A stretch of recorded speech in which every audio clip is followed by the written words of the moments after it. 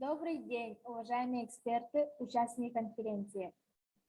Основоположник якутской литературы, поэт и мыслитель, просветитель, философ-гуманист Алексей Алексеевич Кулаковский сыграл исключительную роль в формировании национального самосознания.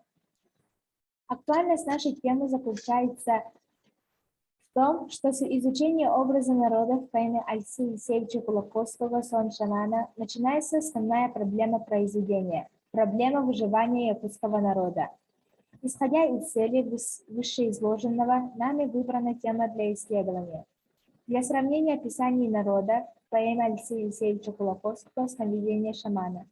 Основная цель исследовательской работы – провести сравнение между описанием народа в поэме Кулаковского «Сновидение шамана» и реальной историей.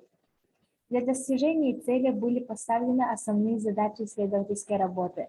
Первое – изучить историю создания автором поэмы. Второе – выяснить особенности литературной критики поэмы.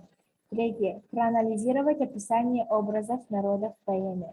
Четвертое – на основе проведенного анализа выявить исторические соответствия между описанием образов народов в поэме. Исходя из цели и задачи исследовательской работы, мы выдвигаем гипотезу, что изучение поэмы «Сон шамана» будет проходить эффективнее, если проанализировать и сделать сопоставление образов народов в поэме и исторической действительности.